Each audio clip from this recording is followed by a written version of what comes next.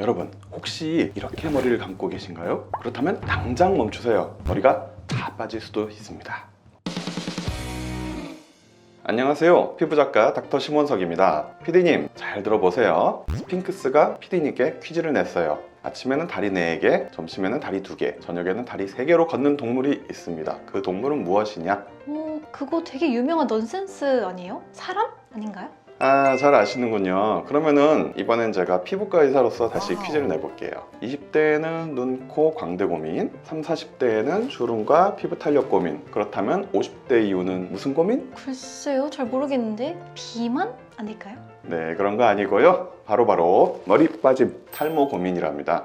그런데 머리가 정신없이 빠져서 고민하는 분들 보면 대부분 이런 공통점이 있습니다. 젊어서는 머리 걱정 없겠다, 머릿결이 참 곱다, 숱이 많아서 숱이는데 귀찮다 이랬던 분들이 정말 홍비백산하면서 진로실로 들어오시는 겁니다. 아니, 석 달 전부터 정신 못 차리게 많이 빠지신다는 거예요. 제가 많은 상담을 겪으면서 느꼈던 공통점은 바로 머리 감는 습관에 문제가 있을 가능성이 크다는 겁니다. 여러분, 탈모증의 기준이요, 하루 평균 50개 정도 머리카락이 빠진다면 그건 정상 범위고요, 100개가량 빠지면 탈모의 위험성이 있다 하고요, 150개 이상 빠지면 탈모 증세라고 말합니다. 그런데 그렇다고 바닥에 떨어진 걸 일일이 셀 수는 없잖아요. 그래서 여러분, 편리하게는 샤워할 때 머리를 다 감고 나서 타일 바닥을 딱 봤을 때 이 정도 머리카락이 있다면 탈모가 강력히 의심되니까요, 이 영상이 도움이 될지도 모릅니다. 그래서 저희 병원에서는 두피와 탈모 치료도 하고 있는데요, 저희 병원은 치료 시작 전에 샴푸를 해드리면서 샴푸를 하는 요령에 대해서 자세히 교육해드립니다. 그리고 약 처방과 두피 재생 치료가 있죠. 어쨌든 가장 기본이 되는 집에서의 자가 샴푸도 무시할 수는 없는데요, 아무리 타고난 체질이 우수해도 샴푸 습관이 잘못되어 있으면 30대 이후에 갑자기 머리카락을 떨구게 되는 겁니다. 아, 머리 다 감았다. 머리카락 이게 다 뭐야? 다 내 거야? 여러분들, 이런 경험 한 번쯤은 다들 해보셨죠? 이렇게 제멋대로 머리를 감고 관리를 소홀히 하다가 어느 날 머리카락이 바닥에 왕창 떨어져 있으면 지연성 탈모를 한 번쯤 의심해봐야 합니다. 우선 지연성 탈모의 전조 증상으로는 가끔씩 머리가 근질근질 거리면서 두피에 뾰루지가 생기는 거예요. 그리고 비듬이 간간히 떨어져 앉기도 하고요, 미용실에서 언니들이 여기 두피 정수리가 빨갛다고 얘기해 주는 경우도 가끔 있고요. 근데 이런 것들이 계속 있는 게 아니라 잠시 있다가 저절로 없어지니까 이렇게 세월이 흘러갑니다. 중학생 때부터 그랬던 분들이 좀 있어요. 근데 그런 분들이 군대 다녀오고 혹은 아이 낳고 30대 중반에 갑자기 머리가 빠진다고 가정해 보세요. 그런 분들은 제가 두피를 들여다봤을 때 두피에 염증이 이미 10년간 혹은 그 이상 지속이 된 거거든요. 그러니까 체질 탓, 나를 낳아준 부모님들을 원망하면 안 되는 거고요, 그동안 무지하게 소홀히 했는데도 용케 여태껏 버텨준 나의 두피에게 고마워해야 하는 겁니다. 두피에 만성 염증이 있었는데도 그동안 아무 걱정 스트레스 없이 진에게 두피가 버텨줬는데 그만 이제는 두피 자신도 포기해버린 상황이 되는 거거든요. 그리고 유난히 두피에 열과 땀이 많은 분들이 계십니다. 이걸 보통 언제 알게 되느냐, 여름철에 맵고 더운 음식, 예를 들어서 국밥을 먹었다, 그럼 땀이 그냥 줄줄 흐르는 분들이 있습니다. 혹은 세지도 않은 햇빛 속에서 잠시 걷기만 해도 두피에 땀이 손수건 없이는 눈을 뜨기도 어려울 정도로 흐르는 분들이 있어요. 근데 그런 분들이 땀이 나면 바로 머리를 감으실까요? 아니죠. 땀과 유분은 두피 속 안 좋은 유해균들이 가장 좋아하는 먹이들입니다. 알라세지아 곰팡이가 대표적인데요, 얘네들이 두피 속 기름과 소금을 먹고 성장을 하는데 두피를 빨갛게 만들고 비듬을 만들어내도록 유도를 해요. 그래서 땀이 많이 났는데 머리를 바로 안 감고 이런 일들이 반복돼서 균들이 많이 자라서 각질이 더욱 많아지고, 이런 악순환들이 수년간 지속이 되면 두피 속 모근들이 결국 못 버티고 머리숱이 가늘어지거나 심지어 빠지기도 하는 현상이 바로 지루성 두피 탈모라는 겁니다.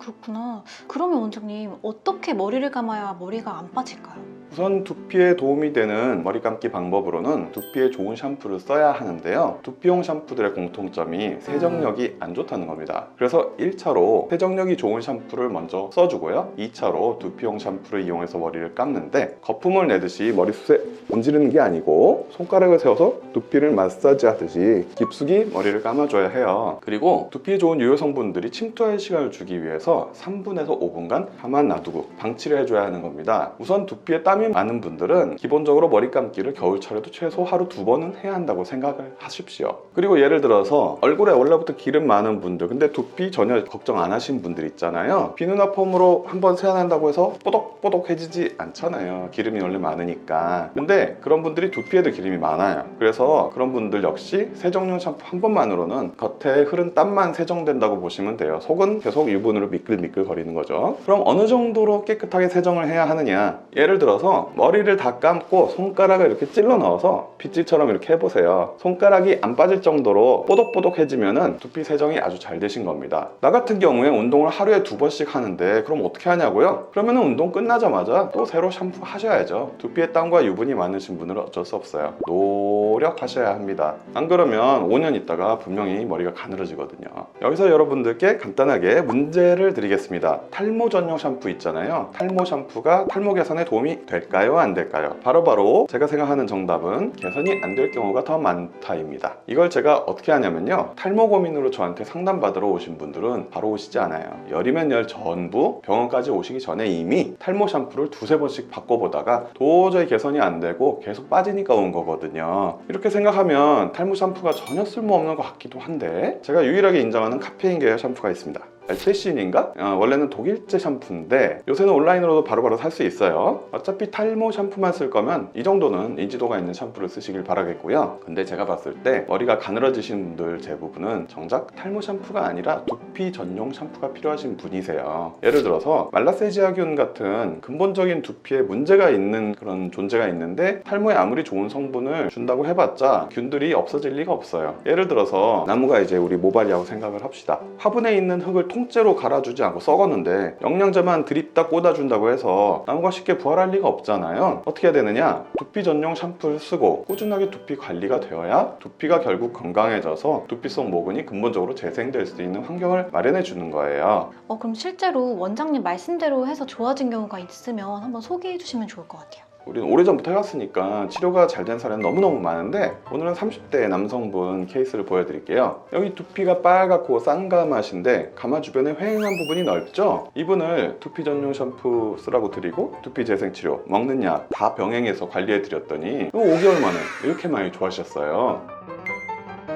근데 두피 탈모 치료라는 게 병원에 바쁘니까 매주 혹은 2주마다 오셔야 되는데 힘들잖아요. 그래서 요새는 이런 가느다란 녹는 실을 사용해서 모근 재생, 실리프팅 시술을 해드리고 있습니다. 이걸 받으면 마치 머리에 뽕을 맞은 듯이 이렇게 힘이 생겨서 흑채를 뿌리거나 가리셨던 분들이 이제는 펌도 한다고 고맙다고 인사하러 오세요. 특히 여자분들 크리스마스 트리 패턴의 여성형 탈모증에 아주 굿입니다. 여기 사진들을 보시면은 비포, 애프터인데 많이 좋아졌죠? 하지만 이런 시술도 좋고 다 좋지만 기본적으로 집에서 자가 샴푸를 똑똑하게 하시는 게 중요하다는 점을 알고 계셔야 합니다. 오늘 원장님께서 해주신 말씀 잘 기억했다가 일상생활에서 좀 실천해보면 좋을 것 같아요. 그러면 저희 마무리로 한 말씀 부탁드립니다. 요새 두피 탈모 고민으로 상담받으러 오시는 분들이 점점 늘어나고 계세요. 그동안 괜찮아서 두피에는 신경 안 쓰다가 갑작스런 탈모의 역습에 정신을 못 차리게 되는 경우가 많은데요. 피부든 모발이든 뭐든 미리미리 관리해야 유지할 수 있다는 거 알고 계시죠? 여러분들 머리 고민은 어떠신가요? 또 사용하고 계신 탈모 샴푸는요? 아래 댓글을 남겨주시면 제가 도움이 꼭 될 수 있도록 답변을 달아드리겠습니다. 이상 두피 탈모 작가 닥터 심원석이었습니다.